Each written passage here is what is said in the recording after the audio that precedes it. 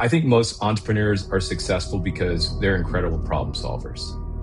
In the early stage, you're the founder, you're the CEO, you're the operations person, you're the salesperson, you're handling finance, you're doing bookkeeping. In my case, in a food and beverage company, I'm also the janitor. And I think there's like a pride that comes with that early on in those early stages of being that rugged individualist, like nothing's beneath me, I can do everything. And there's a season when that is necessary. When we're bootstrapping a company, when we're getting things going, there is value in that.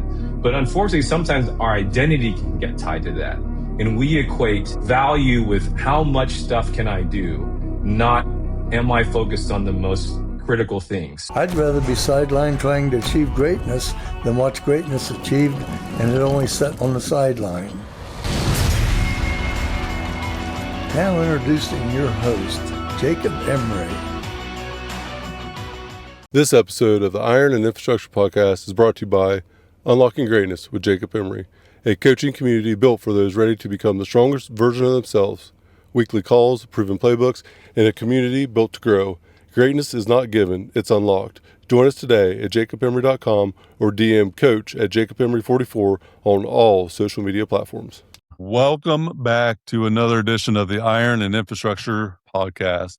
Today's podcast episode is super powered with none other than Superpowers itself, Ryan Cassin, Terry Pham. What's up, gentlemen? How are we doing today? This is going to be a super powered episode. I'm super excited for you guys to be here. Let's go. Come on.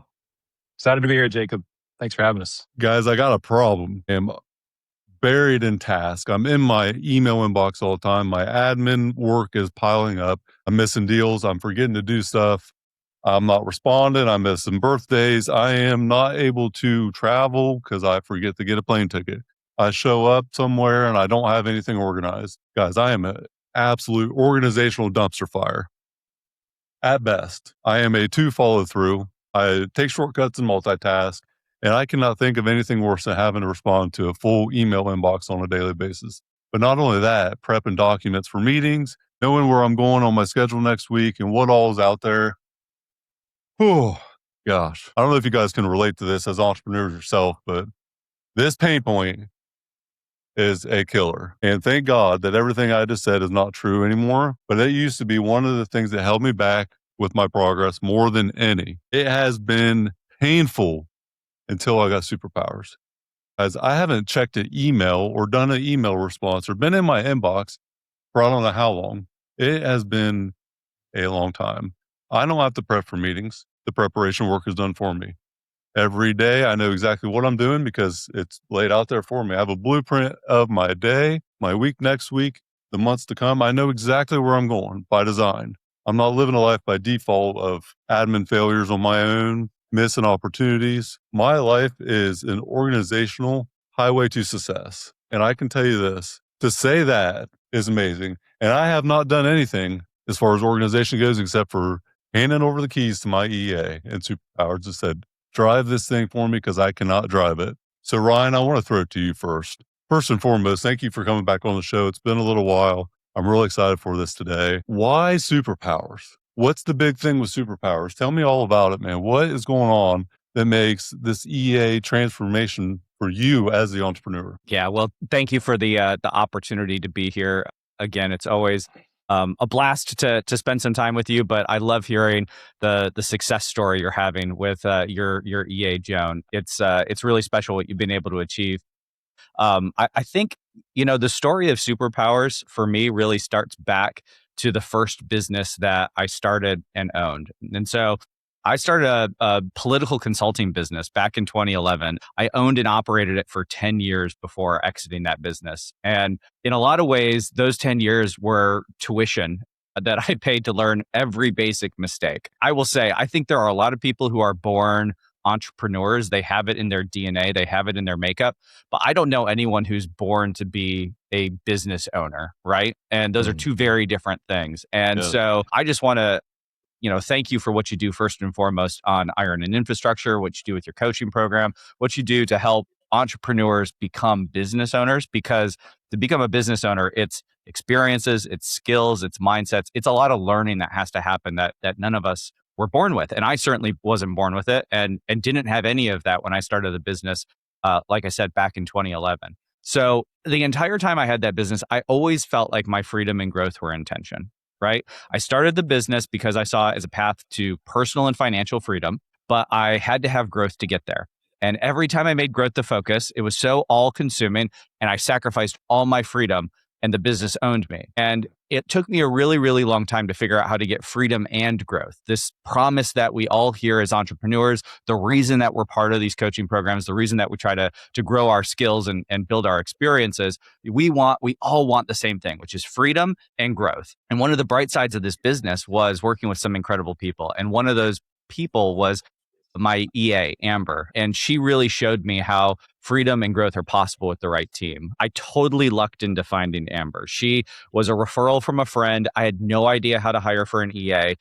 I didn't even really know if I needed an EA, but my friend was like giving me the kind of the elbow in the ribs that it was time to get some help because I was the problem. I was having all of those same issues you just described, Jacob, the unreplied emails, the overflowing inbox, the messy calendar, the missed meetings. That was me. And I don't think I would have been able to articulate it back then, but looking back with the benefit of hindsight, I think what made Amber special was that she had a growth mindset. And as entrepreneurs, we are constantly living in the future. We always have a vision of what's possible and where we want to go and what new things we'll be doing and achieving. And what I learned, again, with the benefit of just getting incredibly lucky, is that if your EA doesn't have a growth mindset, then every new thing you want to go achieve and accomplish is going to be new learnings that have to happen, more work, more opportunities to make mistakes, and they're going to hold you back. They're not going to go with you on that journey. But Amber was really, really great about having this growth mindset, and it enabled so much of our ability to work together. She really got to know and understand me. And what it meant is that she ultimately was able to anticipate me, right? Mm-hmm. And I think that was so important because the other thing I learned from that relationship and brought to Superpowers was that the EA should be the leader in the relationship and you, the entrepreneur, should be the boss. So the EA is going to be the leader and you're going to be the boss. And her just naturally stepping into that role set the pace of our relationship, but it was also just like such a relief. I finally had someone to lead me in the business, right? I had somebody where I felt like they were just trying to take care of me and make sure things were going okay for me. And nobody else really on the team did that. It was really nobody else's responsibility, right? They were focused on, their respective role. And so what I learned through this process and this incredible lucky EA, and my business partner has a very, very almost uncanny similar story about finding his EA. And in both cases, all of our entrepreneur friends were trying to hire our EAs away. And we realized it's like, wow, we've got something really special here. We lucked into finding two incredible EA relationships and we know what it's done for us, right? And so we wanted to get together and find a way to bring this idea of freedom and growth and what's possible with this relationship when you have it, really humming, when it's at a high leverage. We wanted to take that out to other entrepreneurs because we're just so passionate about entrepreneurship, what it unlocks for people, what it unlocks for the teams that they hire, the new things that they create and bring into this world. And we wanted to enable more of that. And so Superpowers, we, to make a long story short, we recruit, train, and manage executive assistants for our entrepreneurial clients. It's a dead simple business, but one of the great joys of that is that we've been able to go super deep on what it means to make that relationship really fantastic. And Ryan, just real quick, we say EA, executive assistant, but I think that term assistant undermines how incredibly skilled Superpowers team members are because Joan is like a project manager. She is running my life, essentially the COO of my life, because if I'm going to be at my top notch, it's because of her being on her A game. And kind of your point about the growth, I talked to her when we first started working together. I'm like, look, if you don't have a growth mindset, this isn't going to work out because I can't not grow. I have no other choice but to continue to grow. I'm obsessed. I couldn't quit if I tried. And I'm never going to stop growing. And if you're stagnant and we're not growing together, it's just not going to work. And the best part about this is she is just as much a growth mindset person as I am. And it's like a partnership. It really is. But explain it's not someone going to get in your coffee. It's not someone just doing minor tasks. These executive assistants are executing at very high level things within this partnership or your business, whatever business it may be, or like myself and you guys, where you're probably multiple businesses and your personal life too. It's navigating your life, really, not just one task oriented thing, one minor thing. It's a lot. So explain around a little bit, just that dogma out there in the world, maybe still today, that is so misleading for what the reality actually is. Yeah, I think that's right. I think there is a misconception that a lot of people have about what a great executive assistant is capable of. So we focus on, hard skills and soft skills in Superpowers. And one of the things that we're really proud of is our, curriculum, coaching, and community. We think those three C's are the magic unlock that make good executive assistants truly great, the kind of relationship that you have with Joan. And part of that curriculum and that coaching is helping executive assistants learn, of course, like what is the right way to manage an email inbox for an entrepreneur? What is the right way to manage a calendar? What is the right way to put together your morning daily brief and your summary at the end of the day, right? Like all of these like sort of basic blocking and tackling skills. And in a lot of ways, that's where the first week or two of the relationship starts. It's just the immense relief that you get of having somebody to help you with just that basic sort of blocking and tackling work that's getting neglected oftentimes. But where the relationship really thrives is in the soft skills. And this is what our coaching program on a constant basis, every single quarter, is doing such a good job of helping grow the executive assistant for you behind the scenes. So what we're doing is we're sitting down with our clients and we're saying, all right, where do you want to go in the next quarter, right? We're putting together a vision of where you want to go. And then we're customizing the coaching that assistant is getting to the skills, hard and soft, that you need to be able to go get that, goal in the next 90 days. And so it's a team effort. We're bringing a community around this executive assistant and making them more effective. One of the things that I just see as a pattern, and as long as you think about your executive assistant as the person who goes and gets you coffee, you're going to continue to be stuck in this pattern, is that people think about productivity as time management. And I think that's a mistake. I think that productivity is really about killing decisions. So, oftentimes when you've got the right team around you, including an executive assistant, when you've got unfinished tasks, I think those are just generally decisions that you haven't made yet. And the faster you clear those decisions, the faster you win.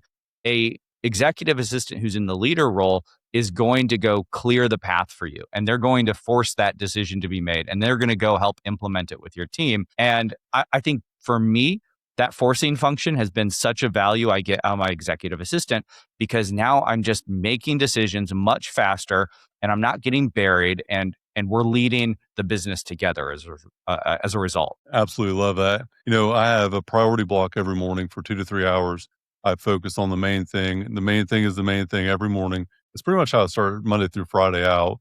And I have a parking lot. I have a lot of ideas. 99% of them are absolutely trash, but some of them are good enough to at least put in the parking lot. It's not a right now thing, but I don't want to forget about it. And I want to revisit it down the road, push it down the road. The ability to subtract is the ability to simplify your life in general. So eliminating things that are on that list because they're not really that important. And I have a framework that I coach about value and execution. What is the value and what is the rate in which you execute on that? If it's a 10 out of 10 execution, but it's a 1 out of 10 value, you're still doing something that doesn't have any damn value. And so I always say, make it a 7 out of 10. It's hard enough that it's like a 70% execution rate, and it's got to be a 70% value for the big picture. And it has to be that kind of importance. But here's the other thing, Terry, I want to go to you. This costs too much, dude. I can't imagine spending the money on this. What's the ROI look like? The cost. Ryan kind of mentioned a second ago, the mindset behind having a EA. I think it's the most important and the first investment that you should make into your acceleration of growth. Until you invest in yourself, how are you ever going to have confidence you can actually grow? I think investing in you is the number one investment, and starts with that EA, because the EA is going to take that load that you have and let you do the things that you actually like doing and that you're actually good at. I can promise you, there is not a worse admin person in the world than me. If I was signing up to be an EA and I was hired today, I would be fired by the time the end of the day happened. I'm not ever going to be good at that, and that's okay. But Joan is a killer when it comes to this. She executes all the time. It's not a cost. It's an investment. And how do you not invest into having an EA is my question. So Terry, talk about that mindset of the entrepreneur actually being the big picture bottleneck, the little picture bottleneck, and not wanting to invest into that EA? What's the reason behind of it that you've seen? Yeah, this is great. I mean, I get the privilege of having lots of conversations with founders, and the pattern I see often is there's a mindset one around resisting because they see this as a lot of work. I'm going to have to hire someone. I'm going to have to spend a lot of time training them. I don't have the time to do it. I'm going to have to teach them my life, teach them how to do what I do. And I think what happens is their framing is completely wrong, right? And so I had a great conversation with one of our clients, and he articulated so well talking about the ROI. And he said, my goal should not be just to recoup the cost of my EA. I should be 2, 5, 10xing that value. Because if my EA is truly supporting me, I'm getting to stay in my superpower, or as Dan Sullivan says, your unique ability. I'm getting to spend time in the things that actually are high yield, that are going to drive a business, that are going to drive revenue, that are going to drive growth. And then my co-pilot, my EA, is going to be that person who's going to support me, handling the things that I'm terrible at, handling the things that drain my energy, handling the things that I get buried under. And I think oftentimes that kind of scarcity versus abundance mindset. If you're looking at it as an expense, that mindset is, this is someone I have to hire, I have to manage, I'm just going to be delegating tasks. Either I don't have enough for them to do, and I'm feeling this tension around they're not giving me an ROI, or I'm going to give this tsunami of tasks and I'm going to give them too much and then they're overwhelmed. In either case, it's a relationship that they feel like they have to manage. And it's just filled with friction versus hiring a co-pilot, hiring a partner, a thought partner, strategic partner who's going to help manage you. As Ryan said, they lead you. You're the boss, but they get to lead you. And that person, if they're allowing you to stay in your superpower, your unique ability, that's where I say you're focused on productivity versus activity. All those other things we talked about, email, calendar, admin tasks. I had a call with a client yesterday and he said, you know what? I haven't checked my email for 3 days. Isn't that a beautiful thing? He's like, being able to have the freedom to not have to worry, the time suck, the friction, and it's distracting too. Like you said, you love having this block of time to focus. Well, if you're getting all these emails and you're feeling this tension of like always being behind, not being caught up, that's what this EA is really rescuing, I think, you from, is being in just the muck and the mire of having to keep up with all this admin stuff. And the truth is, most entrepreneurs, that's not what makes them great. That's not how they drive and grow the business. Well, and we all have taken assessments and done different things, and very few of us entrepreneurs are actually able to understand how to be a good EA or be organized. I think this is one of the biggest missing points that a lot of entrepreneurs have. It's arrogance or pride or just a lack of self-awareness, but I couldn't teach Joan to do anything that she does. If I could have taught her a damn thing of productivity, I would have been doing it myself very well, right? So it's like it's almost laughable, Terry, that the EAs that come and work with us along our side, we can't teach them what to do. If we knew how to do that, then this wouldn't be the big bottleneck in our business anyways. And so just that mindset right up front, I can tell you the best thing from the onboarding until the first 90 days is just give them the keys and let them drive at the thing you suck at really bad. And that's the one thing that I did was just, please drive this because I don't like this thing. This drive is hell for me. And I know you're good at it. But for me, I'm like blindfolded going down the road. My foot's hanging out. The door's off. Like this is a dumpster fire for me trying to navigate this thing. So just take all that shit and you do it. And let me go be the crazy visionary that I am. Talk about freedom. The ability to delegate. Terry, I know this is one of your sweet spots. It's the delegation, allowing to let go of the vine, as they say in EOS. You have to do it because humans are not very good at a lot of things. And normally most of us are 5 to 20% of our time is probably spent in that unique ability, as they say in Strategic Coach. Man, I'll tell you what, but letting go of not having that control, it is true freedom when you actually just let it go. So many people that I know so many people that are unwilling to let go, and it becomes a thing that tears them down because they try to carry all the weight for no reason. And it ends up becoming an unnecessary weight to carry. And to think that you want to stay in hell of doing something that you're not good at anyways, and then not willing to delegate. Terry, none of us have done it by ourselves. So talk about the delegation component and why that's such a roadblock as well. Yeah. So I think you're speaking to really, I think where the roadblocks start is really it's a control trap.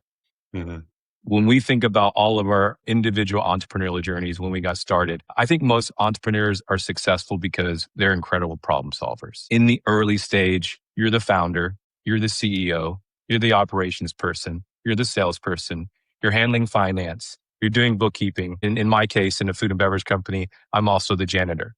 So, and I think there's like a pride that comes with that early on in those early stages of being that rugged individualist, like nothing's beneath me. I can do everything. And there's a season when that is necessary. When we're bootstrapping a company, when we're getting things going, there is value in that.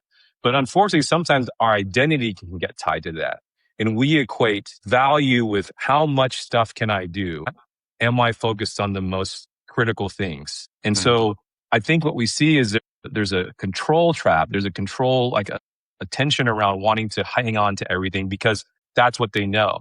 And eventually, as the business grows and scales, you hit this kind of what we call ceiling complexity. The business starts to scale. You have more complexity. You actually have more team members. And so what needs to happen is you have to start spending more time in the high yield activities that drive and grow the business. And so when we talk about delegation, we've identified these are the 5 most common ones. I won't say these are the only delegation roadblocks, but the 5 most common ones we see. The first one that I hear the most often, it just takes too much time. I don't have the time to do it.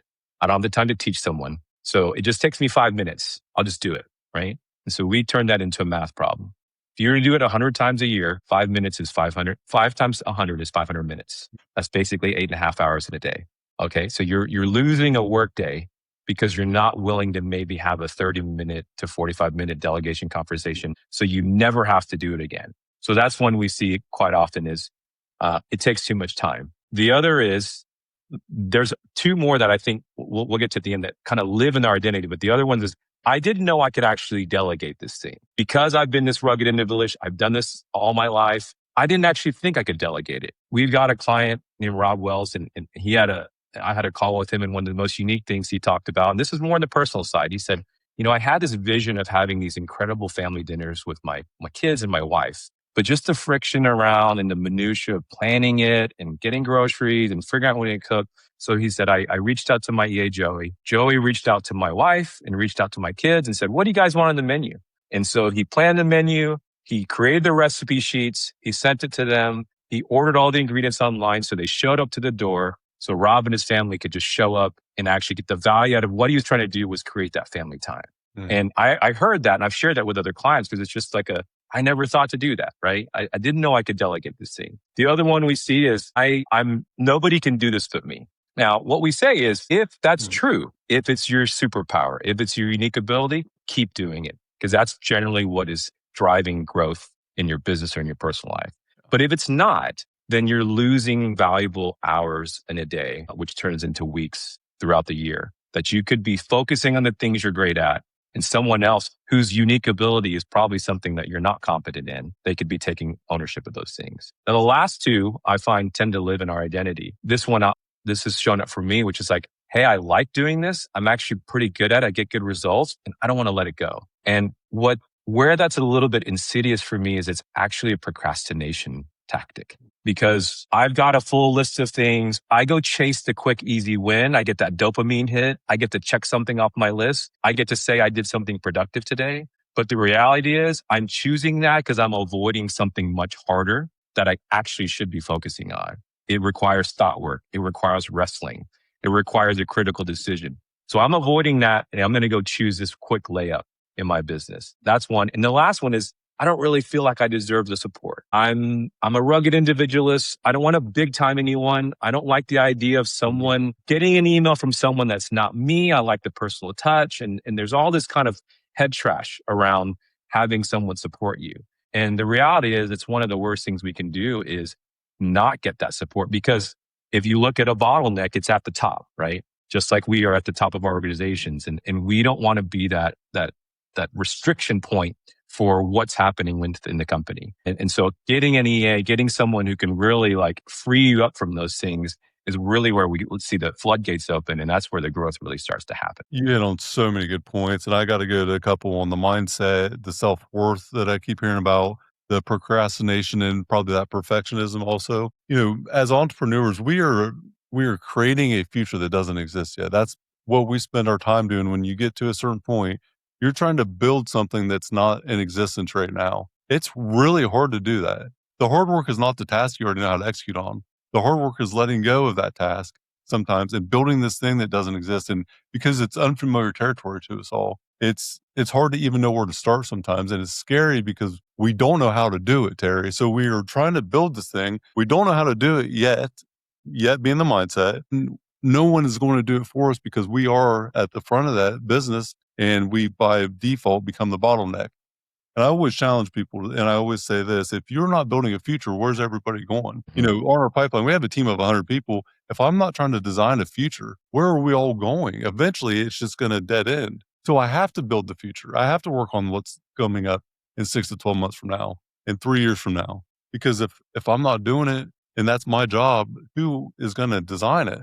And so we by default go back to task execution. And it's almost like it's self-recognition. I'm still the man, or I know how to do this well, or whatever it may be. But really, a lot of what I've seen is you don't know how to simplify it. So you're probably not that good at it in the first place. You got to simplify this thing to the absolute easiest degree possible to teach everyone else how to do it. If you can't teach someone else how to do something, it's not that you're a special snowflake unicorn. It's that you probably don't know how to teach people very well, which is where that next level of growth ultimately comes from, I think, where entrepreneurs have to be able to delegate, but they also have to be able to teach really well, not just tell people what to do. There's a fine line. I call it TNT, teach, not tell. You can't just tell people what to do. You have to teach them. I guarantee you guys, even if I had a process on how to fly a plane, you give me a checklist, you put me in the cockpit of that plane, I'm going to probably crash that plane before it even gets a wheel off the ground. Okay. You got to teach me how. I got to sit in the passenger seat for a little while. I got to see the process being done. And sometimes that delegation is ultimately the lack of awareness that we have as entrepreneurs, thinking that we're great at this thing and we're probably not really that good at getting it in place to teach other people. It's something I've seen a lot of. And I think from the beginning of the partnership with the EA and the entrepreneur, Ryan, I want to throw this back to you. You mentioned a little bit earlier, but the onboarding process, the first 90 days, it's a learning curve. But I think, honestly, the biggest bottleneck, since we're talking about that, is the entrepreneurs like myself. Because it's us wanting to control everything, not letting go. I think the entrepreneurs need as much coaching as the EAs do on what this partnership is like. So Ryan, I want to throw it to you on this onboarding that you guys do, because I have to say this, it is magical. I'll say it's magical. It really is a superpower onboarding process you guys have. I've never seen anything like it. So Ryan, how did you guys make it so incredible? Well, thank you for the kind words. We put a lot of love into onboarding because it is the magic moment. What we're doing is we're matching you with a high conviction executive assistant. We're saying this is the person. Once we met you, once we learned about you, once we scoped out what your needs were, we went on a search specifically with you in mind. And here's the one person on a planet of 8 billion people that we think, both in terms of all of the interviews we've done, but also all of the data we've collected through personality profiling and making a statistical match. Here's the person, the one person we think is going to be your partner to help you go the distance. And so I want to talk more about that magic moment in onboarding, but I just got to say, like, you've given 2 examples now where knowing is not enough, right? And I think that this is such a good trap that entrepreneurs get into, right? You want to, knowing the checklists of the plane wouldn't allow you to land the thing safely. Me knowing how to get 6-pack abs doesn't get me out of bed at 2:50 a.m. and into the gym, right? Like, knowing is not enough. And we do a lot of learning and knowing in entrepreneur world, but the question is what are we doing to turn that knowing into action, right? And so one of the things that I think you get from an EA is that now you've got that pair partner to take your knowing and turn it into real action. And that's where a lot of that leverage inherently lives. The other thing that you touched on, I think that it bears a little bit more exploration, Terry, is this identity, right? And I just want to reinforce this point, which is, as rugged individualists, as entrepreneurs who are often bootstrapping and starting from scratch and getting really, really good at all of these things that just make the business go, especially in the first few years, that becomes, I really think this is a blind spot, and it's something that limits entrepreneurs. It becomes such a powerful part of not just your identity, but also what your excellent tasks are, right? We're all disciples, I guess, of Dan Sullivan. And One of the things he talks about with unique ability is that you've got your unique ability tasks. You'll never delegate those away. They're unique to you. They bring you great joy. You do them forever if you could. But then it's these excellent tasks that are the trap, right? It's the incompetent and competent tasks, the low end of the scale, where you're like, oh, yeah, those are easy candidates for delegation. Let's get those off my plate. It's the excellent ones that hold people back because there's so much comfort in doing them well. But while you're doing excellent tasks, you're limiting how much time A, you can spend on unique ability, and B, thinking about where you need to go that's completely new, completely unique to build that future, like you talked about, Jacob. So I think separate of the EA conversation, I would just encourage fellow entrepreneurs to take some thinking time, notepad, paper, phone off, outside the room, all of that, just quiet thinking time of truly what does that future look like and what would have to be true for you to build into it. Because I don't think entrepreneurs do enough time thinking about what they would do once they got back all of that time. And that creates a discomfort and it creates a loop where they stay with the comfortable rather than going into the unknown and taking that risk. I think a lot of entrepreneurs think about the risk they took when they started the business. How many more risks are you taking along the way to keep building that next generation of the business? This episode of the Iron and Infrastructure Podcast is brought to you by R&R Pipeline Inc., an infrastructure company. Join our team today at rrpipelineinc.com. So off my soapbox for a minute, talking about the onboarding, because I think it is really magical to see those relationships come together. We introduce our clients and executive assistants in an initial call. They get this opportunity in a sort of structured setting to make that first beginning of the relationship. We really script that tightly to make sure that that's a warm start to the relationship. But where I think you feel the impact is that on the client side, we're checking in with you at 30, 60, and 90 days. We want to know that your EA is getting to know you, understand you, anticipate you. The same things that made Amber magic in my relationship with her early on, those are the things that we're trying to, very proactively create in the new relationships. But what you don't see is that your assistant is meeting with their coach every single week, is getting that curriculum every single week, is building in the background exactly what you're going to need over the course of that first 90 days to create the relationship that's going to give you high leverage. That's going to give you that taste of freedom and growth simultaneously. And so we're checking in with you. We're making sure it's on track. But where the real magic happens, I think why you felt like it was so special is how much work we're doing on the back end along the way to try to keep growing that relation with intent.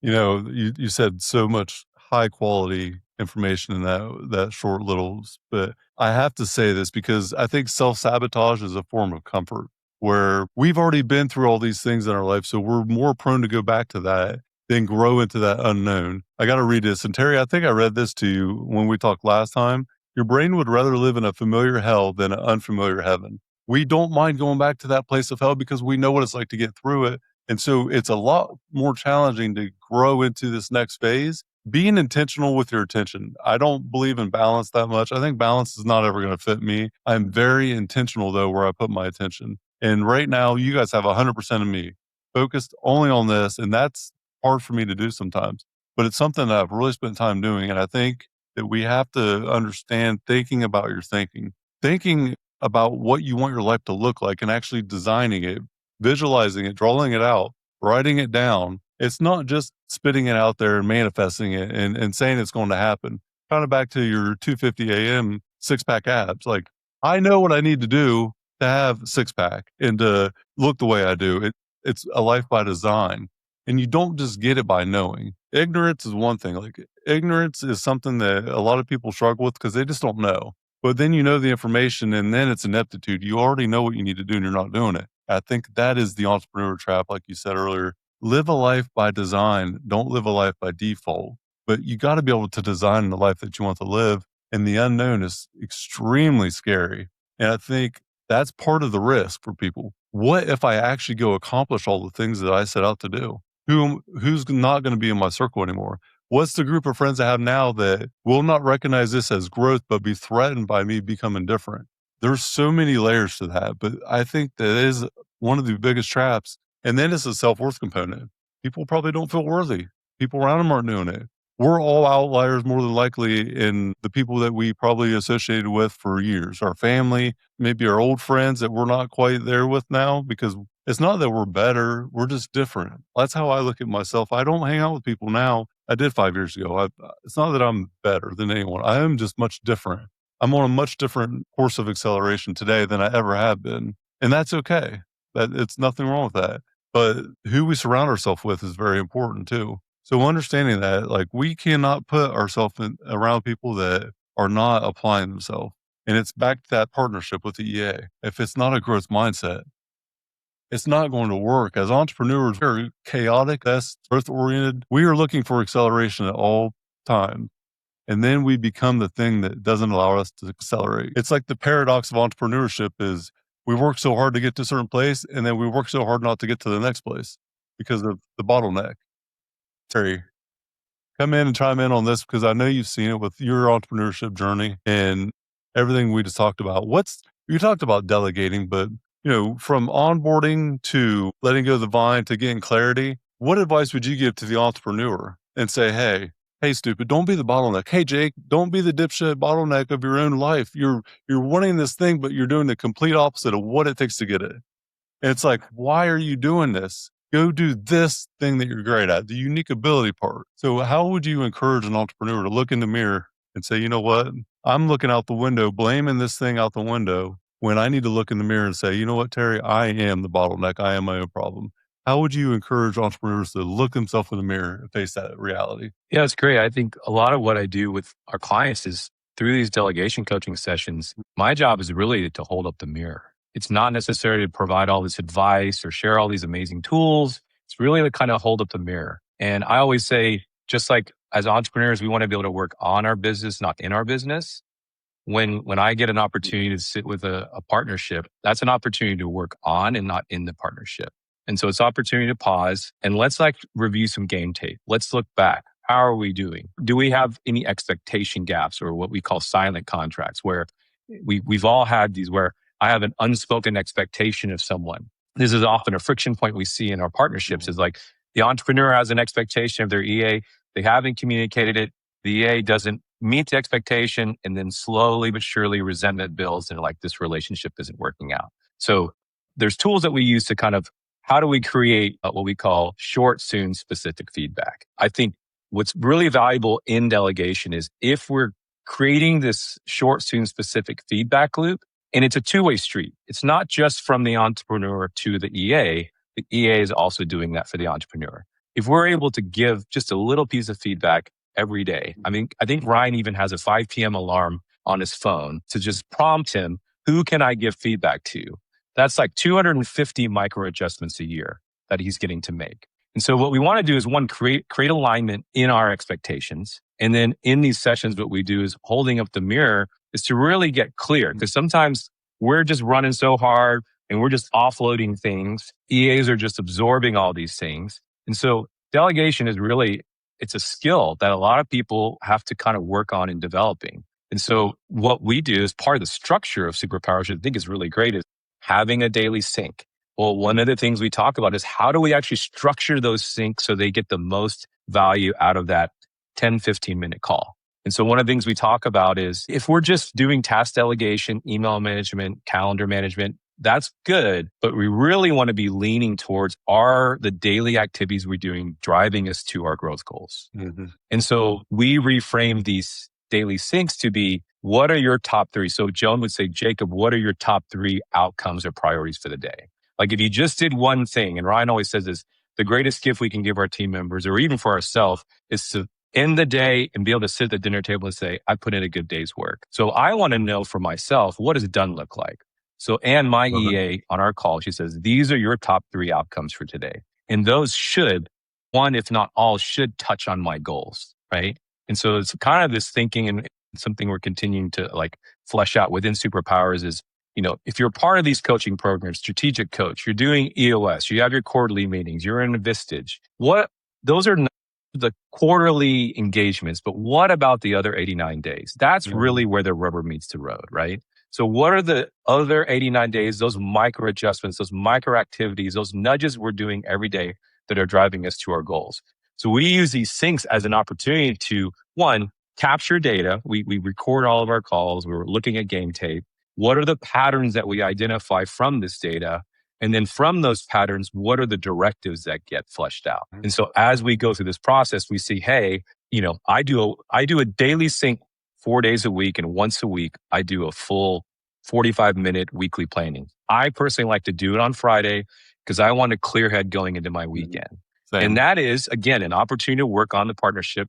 Let's look back and see, well, hey, these are the outcomes we said we wanted to achieve. How did we do? Our rocks or our goals, are they green? Are they yellow? Are they red? What commitments got done? What didn't get done? And then how do we, one, take the wins, capture those, make sure we're leaning into those moving forward.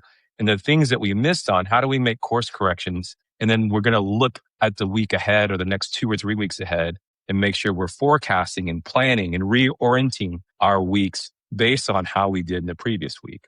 And so through those, there's all these opportunities to refine the way we delegate.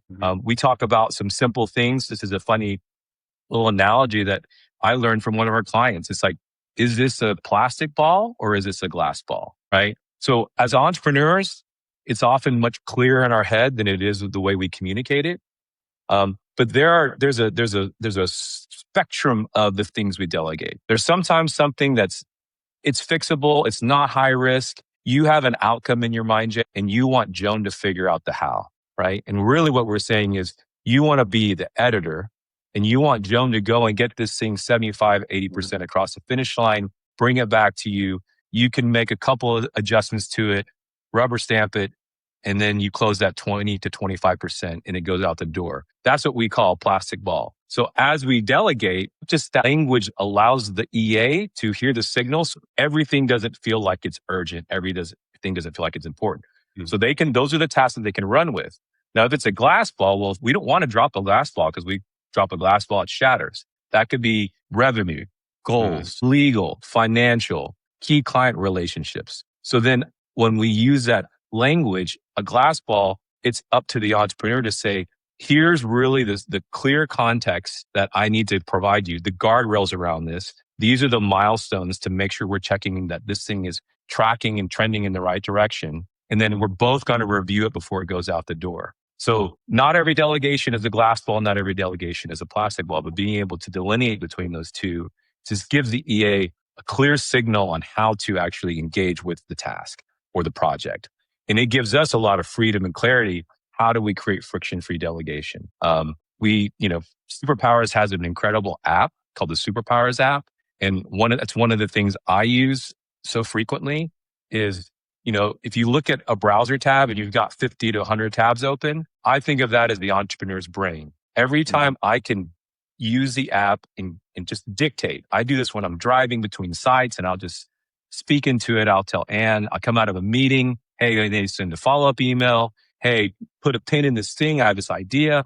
10 o'clock at night, I'm getting ready to go to bed. I have an idea. I dump it in there. She's receiving it, an audio recording as well as an AI transcription or any photos that I've sent to her. And then she knows how to, one, prioritize that and make sure it's visible for me the next day. And that every time I do that delegation, it's like closing a browser tab. And that's freeing up my headspace. Because the freer my headspace is, the more I can focus on those high yield activities. It's right back to the email inbox. Oh shit, I forgot to send that email, right? And it's like unconscious weight that we carry that we forget about until that deadline's already passed, that opportunity's already gone. And I cannot tell you how many times, Terry, I have had that happen where, shoot, I forgot this thing I said I would do and I didn't do it. And, it's part of that. Dumping that off, it just eliminates that pressure of the unrecognized weight that we carry sometimes. To the delegation and everything that you said clear, the word clear. Sometimes we don't know what actually we want as entrepreneurs. We're very quick thinking. I'm a very visual learner myself. I'm going to speak about something where I don't even have clarity about what it is. So I have to get clear before I can allow it to be clear to anybody else. Unspoken expectations are predetermined resentments. If it's not clear to you, but you expect it from someone else, how in the hell does it ever work out? And it's not going to. So if it's up to any type of interpretation, then your expectation is not clear. And that's something that's very hard to actually get through to yourself, let alone to an EA or any type of partnership. I have a clear framework that I use, and it's clarity. So very specific, black and white. Do you know what you want? What's done look like? DOD, the definition of done. So do you have clarity? Do you need to learn anything? So when you're going to delegate it, does that person need training? Do they already know how to do it? Do you know what you actually want enough to explain it? Is there learning that needs to happen? Do you have an end date and time? Next Wednesday at noon, this will be done and executed on. Not next month. One day next month is not clear. Did you advocate it or did you delegate it? So did you advocate it where you push off to someone because you don't have the capacity or desire to do it? Well, how do you know they have the capacity to do it? Are they incentivized? Are they motivated to do it? Is there any reason why they can't? Is their skill set able to allow them to do that? And then are there any roadblocks? Guys, I can tell you this. I could be the best chef in the world. I can have a clear outcome. I need to cook this omelet right now because these people just ordered an omelet. I know how to do it because I'm the best. End date is right the hell now. Advocate, I'm incentivized. That's how I get paid. But guess what? Roadblock, I don't have any eggs, so I can't make an omelet. That is a roadblock. And we see them all the time. That's my clear framework. And it's something so simple like that has helped me a lot, understanding what I need to be clear on before trying to delegate. And I think you also mentioned the important and urgent. We so often focus on what feels urgent in the moment and not focus on what's actually important. And so is it a kitchen fire or is it a dumpster fire? That kitchen fire is urgency. It's important and it's urgent. It needs to happen right now. The kitchen's on fire. The gas stove's sitting right there. I better get that shit out. If the dumpster outside is on fire, though, it's all right. Let it burn for a little bit because it's not that important. Even though it seems urgent in the moment, it's not. It's just noise. I know for myself, isolation has been one of the best productivity hacks I've ever had. Getting out of a space of distraction. And I don't know if this resonates for either one of you guys. I'm a high quick start on the Colby Index. I'm distracted in an instant. Focus. Finish one course until successful. That's what it means to me. And you have to commit and you have to set time aside. You have to do a lot of things to actually focus as someone like myself. So I have what I call the 3S solution. And this is what I use a lot of the time just to keep things so 8-year-old to 80-year-old, very simple. I need to be very simple in what it is. So if you have something you want to put in place, 3S solution, keep it really simple, specific, very clear. I want to lose 20 pounds in 30 days. Got it. Schedule. Put it in your schedule. Block out time in your calendar that absolutely is dedicated to that and nothing else. Non-negotiable. What are the stakes? At the end of the 30 days, I lose the 20 pounds. Great. What is my reward? Have something that you're chasing that you get to feel, that tangible thing at the end. But the most important one is what if I don't? So I don't lose the 20 pounds. I don't have that accomplishment. What is the thing that happens to me now that I don't want to happen? And I always use the example of shaving my head. So I have to shave my head, got to put out the Frankenstein dome to the world, and I'm going to put like a dolphin and permanent marker on my forehead. I don't want it to happen. It's not going to kill me, but I'm going to remember that whenever it comes time to missing that workout or not doing that thing. 3S solution, simple schedule stakes. Don't know what your guys' thoughts are on it, but man, I'll tell you what, these little basic frameworks are something so powerful because I am now able to be intentional with some foundational basics that maybe I wouldn't have been able to before. And that's what you guys at Superpowers are building is this curriculum that it's unstoppable when applied. But like everything else, information is pretty available today and often not used. So how do we get everyone out there listening today to understand the importance of this? Because now, if you're listening to the show, unfortunately for you, it's time to make a choice. Do you want some time back in your life? Do you want to grow or do you want to stay where you're at? And then the ultimate end is the burnout. And I think you guys could probably touch on this. We've all felt that burnout. It's hell because you get to a point where it's the chicken or the egg. What comes first? And something's going to break. And ultimately, as an entrepreneur, it's going to be us. And no matter what happens, guys, it's always on us when we fail, when the team fails, no matter what. As a business owner, you take 100% responsibility for every failure. You should. It's on you either way. And then I always look at it like if we win, it's because the team executed well. If we fail, it's because I did not provide the resources or I didn't have the plan, the resources, the team, whatever it is to win. That's on me. The failure is always on me. The win's always because of the team. But you got to be having that mirror conversation. So Ryan, I'm going to look you in the mirror. I'm going to say, Ryan, I'm on the fence about having an EA. What would you tell me? Like, I just don't know if that's right for me or not. What would you tell me right now if that was the case? For sure.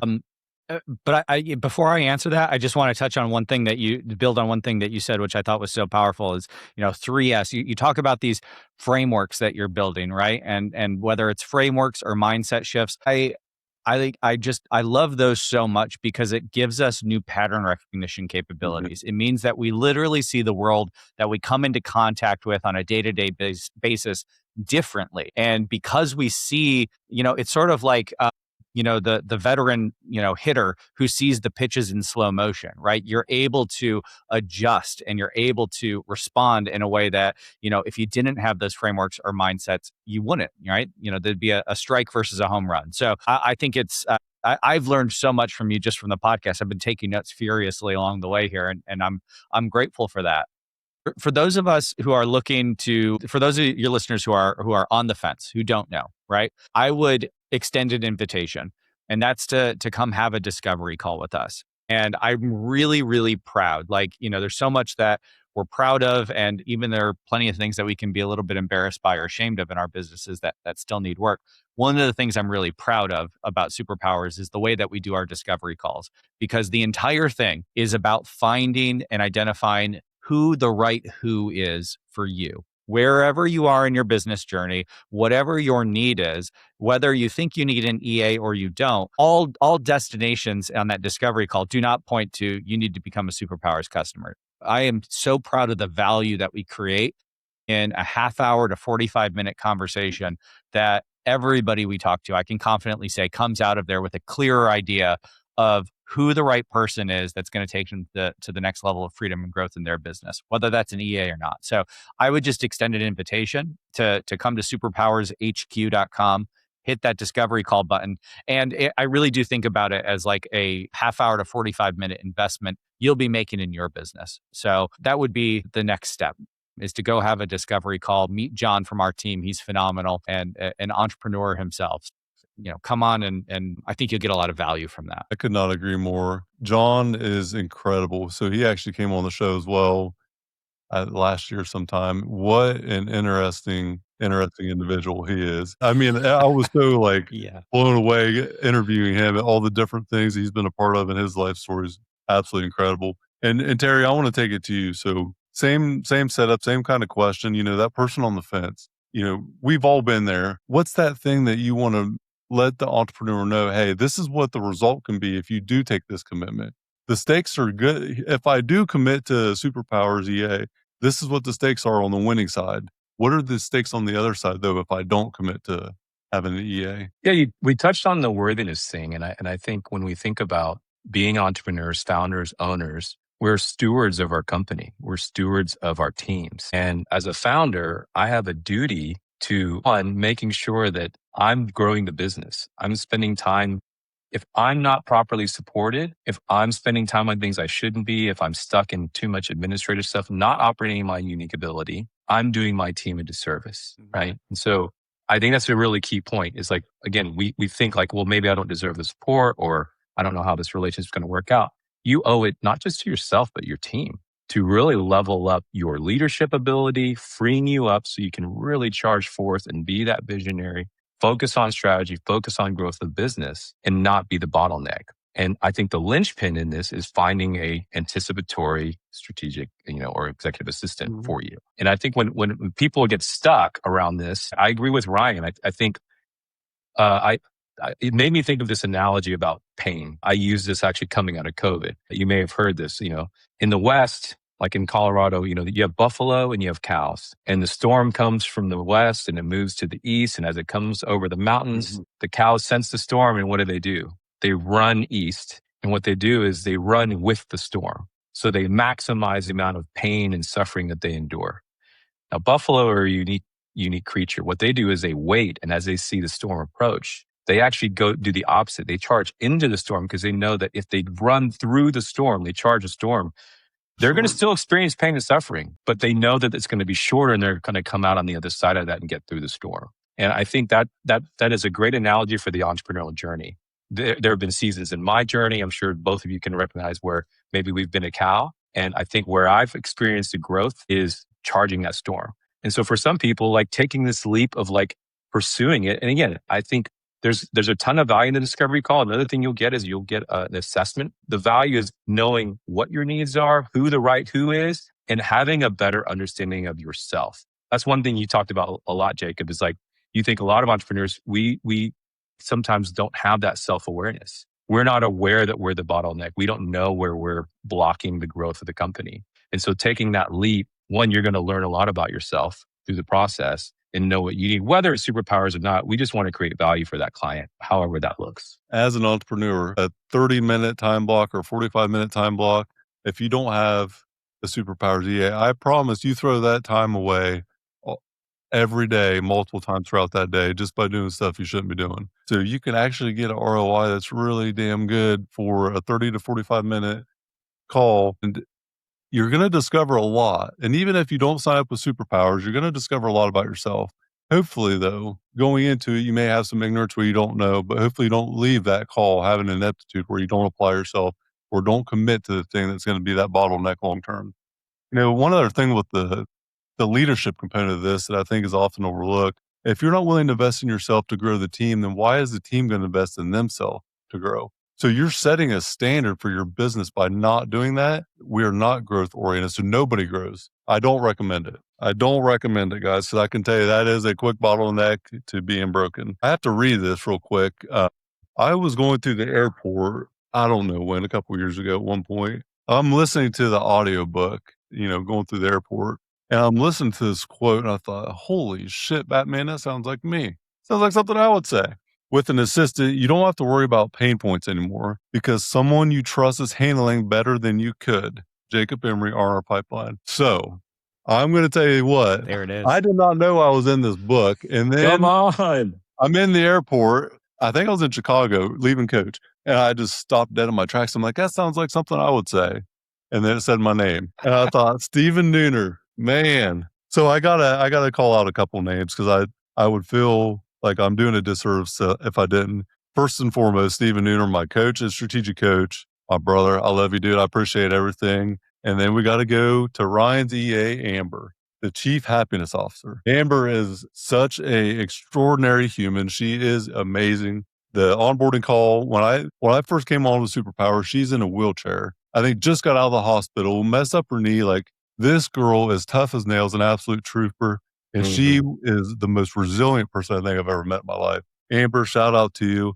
And then, of course, we have Joan, my executive assistant, COO, the absolute game changer in my life right now. It's the acceleration that I've been able to have since working with her has been incredible. And she thinks for me half the time where I'm not even realizing the thing that I need. It's already done in there. So I want to extend this out. You guys talked about the discovery call, and I'm feeling generous today. The first person that reaches out to me and gets a discovery call signed up for, so they go on superpowershq.com, gets a discovery call linked up, I will send them a free copy of this book. So DM me, Jacob Emery 44. You DM me Superpowers, and I'll send you a book. Get the discovery call going. My God, talk about acceleration at the highest possible thing right now. Quit being the bottleneck in your business. That's all I got to say. Ryan, Terry, I want to give you guys the last words. Let's start with Terry. Last words, Terry. What you got for me? Oh, man. This was a rich conversation. A lot of nuggets, a lot of learning. If anything, it's just reminding me of my own journey, reminding a lot of the growth that I've been able to experience has been birthed out of pain. And we often have to unlearn some things. And I think just a reminder of like being well supported is going to allow us to be operating at our highest and best use for organizations. Love it. Absolutely love it. Ryan, what about you? I was just reflecting on the burnout comment you made, Jacob. You mentioned that, a lot of entrepreneurs are burnt out. And what struck me as tragic about that is growth is our lifeblood as entrepreneurs. It's what fuels us. It powers us. It gets us out of bed in the morning. But when you're burnt out, growth becomes a poison. Growth is more burden, more pain, more struggle, more brokenness. And so for anybody who's burnt out or teetering on burnout, and we see a lot of it in Superpowers with folks who come our way, I would just encourage you to think about what's one thing you can do today that sets you on the right course to getting out of that, because burnout is something that we all deal with, but it turns the thing that fuels and powers us into something that becomes our enemy because everything seems more complex and difficult. it's a real challenge. And again, it's one of the things that we just love being able to help create that freedom and growth for fellow entrepreneurs, because that's where all sorts of good things come from. So Jacob, thank you so much for the opportunity to be here, man. This has been a blast. And I love conversations with you. I love how philosophical you are about business.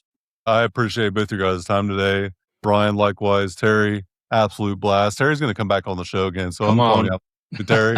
So hopefully you're getting out of that. No, I love talking about this stuff, guys, because this is the pain that I've experienced, you guys have experienced. And I think that's why we're so passionate about helping other people get through this and expediting that journey, because it is literal hell. And I'll tell you what, I've been there a few times, but there is nothing worse than when your passion and your purpose become so much pressure that it becomes your pain and like almost your poison. We'll throw all the peas in there in one shot.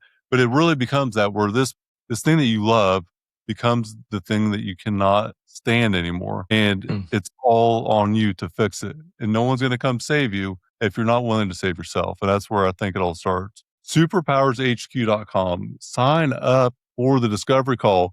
Get yourself a free book. Free book. It's on me. It's on the house. It's on me. And you can even read my little quote in there that I read earlier. This book is amazing too, by the way. So Ryan, you guys did a phenomenal job. You, Stephen, and Shannon Waller was strategic coach. Awesome job on this book. If you want to get superpowered with Superpowers, go to superpowershq.com. Terry, Ryan, I cannot thank you enough. Until next time, fellas, we're out of here. Stop telling yourself one day. It isn't about one day, it's about day one. Today should be your day one. What you need isn't another day. What you need is clarity with the community to give you confidence to unlock your greatness. That's what the group coaching program is all about. Confidence, clarity, via commitment. Hit the show link in the notes. Let's start unlocking your greatness now, today.